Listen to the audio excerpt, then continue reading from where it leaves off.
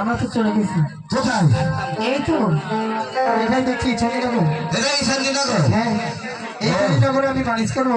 তোমরা এই নৌকা এই ঘাটেই ভঙ্গ করো। তাই নাকি? হ্যাঁ শুনো, তোমার বড় বাণিজ্য কত সেই দূর দেশে, আর তুমি বাণিজ্য করবে এই শান্তিনগরে? দাদা হ্যাঁ আমার বাবা যেখানে বাণিজ্য করো, হ্যাঁ। আমার বাড়ি চাম্পাইনগর। হ্যাঁ। আমার নিয়ে ছিল বিচারীনগরে বাণিজ্য করো। তাই নাকি?